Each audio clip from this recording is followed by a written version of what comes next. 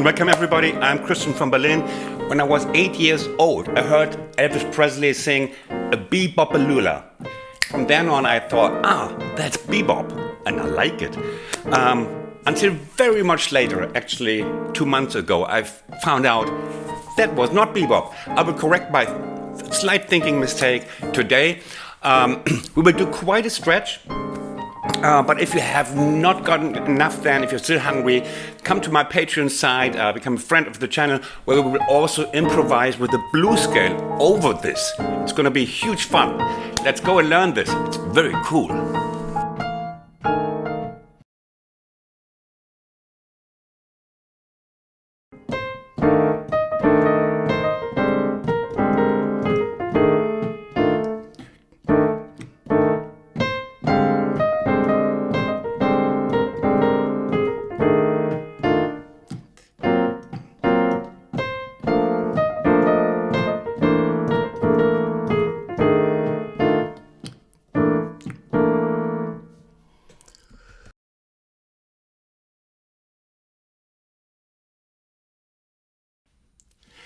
Now, a little remark on what we're doing today and how you can use it. First, we'll use it as a rootless soloing with the riff in the right hand. Many solo pianists do that. Just listen to Bill Evans, who for quite a stretch don't play bass note, just rootless comping.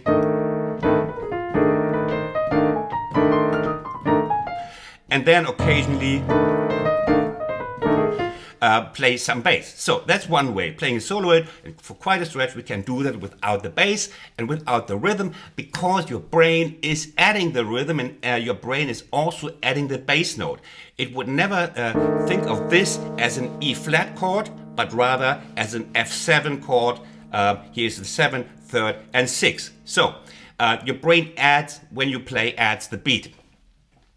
The other thing is, if you are in a band, this is one of the main comping patterns. If you play in a band and the bass player is playing the bass,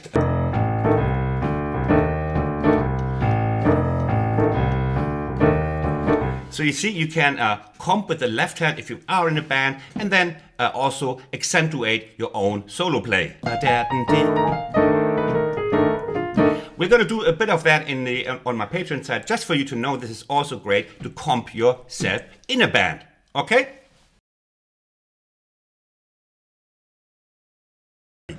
We will apply for bebop blues today, and with every application we need a form, and that we will fill in later. First, the form. It's very much like the blues form, but there are differences in the standard bebop blues. And so we have the F7, and I will also already show you the voicings. You will see we have the F7. It's an F, like many bebop blueses are in F. And we have the 13 here, and you know these. We play that in the left hand then, of course, just playing the accents. But if I don't play the root, you will see the chord in the display shows nonsense. And that's my domain. So F, we have this with voicing, and we have a quick change then to the B flat, very typical also, but you find that also in regular blues. Here, and then we play quickly the F, the B flat 9, we have the 7, the 13 is here. Look, it's hidden. Like many things in a form are hidden. Here the 13 and the 9 here and the 7 here, and we have this beautiful rootless voicing here. I just play the root again, just that the display is showing the correct thing. Okay, then we go to ba ba da la da da la ba da la da da, and beat back to F ba ba. Now we have 4 bars over, and then we go to 2 bars B flat ba ba ba la da. Excuse me my singing, but if I would sing the way I could, there would be just a rush of ladies hammering at my door. Okay, 1 and 2 and 3 and 4 and 1 and 2 and 3 and 4 and 1 and 2 and 3 and 4, and here comes the big difference. We go here to the, now listen to this. We have the D7, which leads then to the D7 has its only right of existence because it leads to the G minor 7. It's the dominant, temporary dominant of the G minor chord, you see, and it's the D7 altered. We have the major third here. We have the altered fifth, the augmented fifth. We have the 7 here and the sharp 9. Look at the display. And it's also, if that app only knew about the term altered, it would definitely show it. It doesn't. So much about artificial intelligence. Artificial, yes, intelligence. Okay, D7, and this is a beautiful voicing. Look at this, this is just great.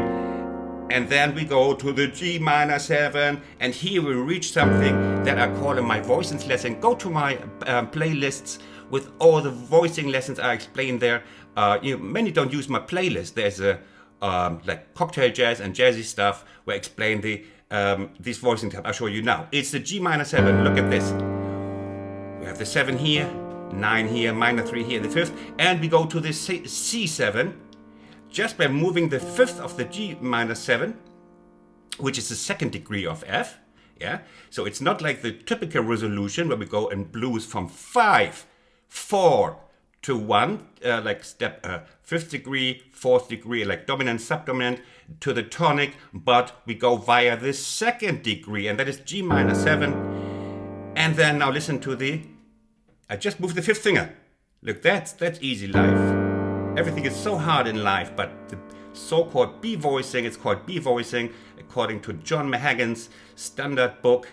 Not because it has anything to do with the key B or the note B, it's just a category where we have the A voicing and the B voicing, where the B voicing of this inversion is the 7th down here, and this just makes one sidestep.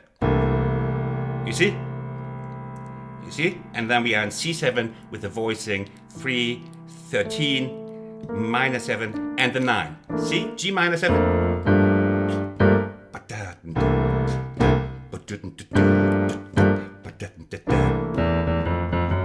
This is it's already a hit single. Hit single. That singles don't even exist anymore. So G minor 7, and we go to the 1 again, and in the final, at the end, we have just the dominant again as a turnaround to the 1. Now let's fill in the form. You need, if you've ever applied for income benefit, they give you a form, but nothing happens until you fill in the form. And now we fill in the form. And this is the tricky bit. So I showed you now the voicings and the chords. Now we start with we have these accents in the left hand. So, and they go 1 and 2 and 3 and 4 and 1 and 2 and 3. And it stays like that. That's the only good thing about bebop. This thing, no, I just love bebop. 1 and 2 and 3 and 4 and that's not the arpit. Now comes the right hand, which meets the 1 and 2 and. Please pay attention to where these two things meet. The two things called left hand and right hand. So it's the 1 and 2 and. And the thing is, we start simply by doing this. Just if you just show you how to approach this. 1 and 2 and 3 and 4. Oh, we can take the 3 also.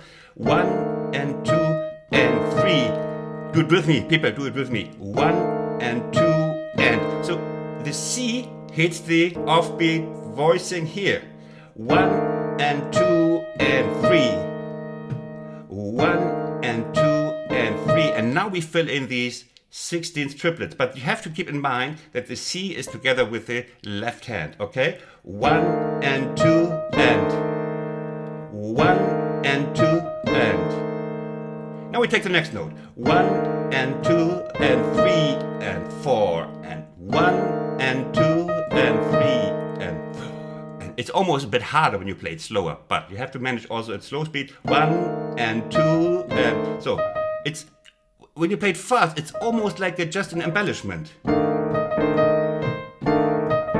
Here. You see, then it becomes 1 1. Almost a little, what in Germany is with a short trill here. 1 and 2, and then just stays on. 1 and 2 and 3 and 4 and.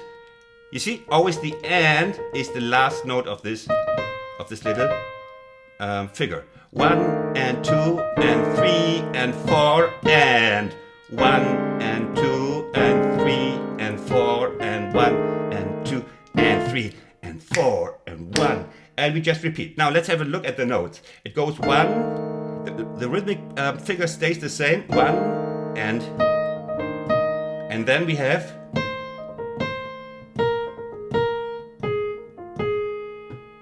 and what is that?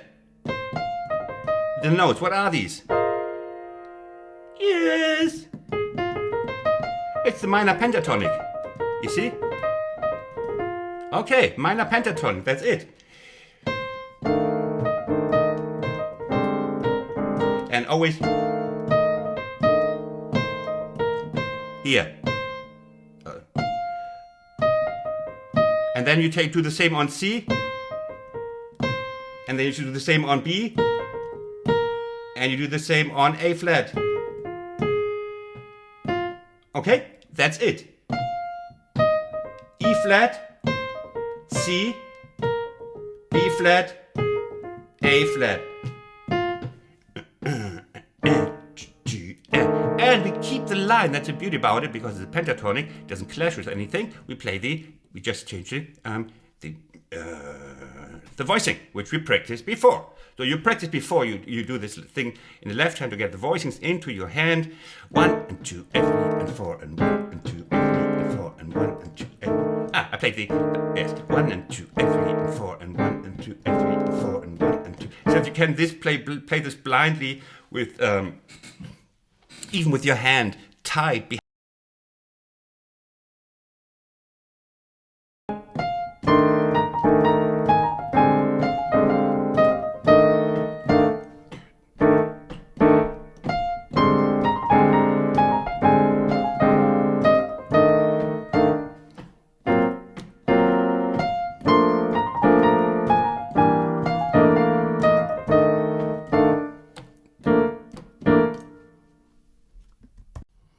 So this is now just the same in the left hand, just the same, but.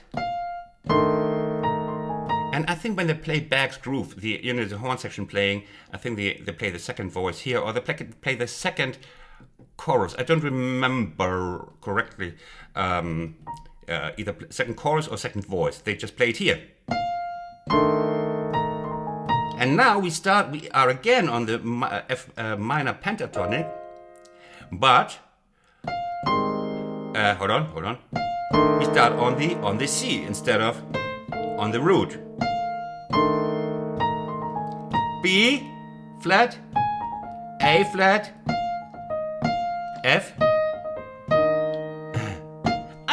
Here we go up instead of down. So.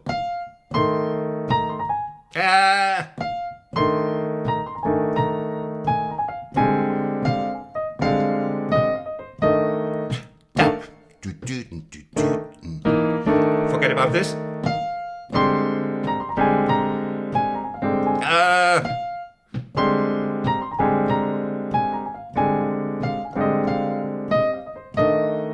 And D7, altered chord. Here, remember that voicing. And G minor 7.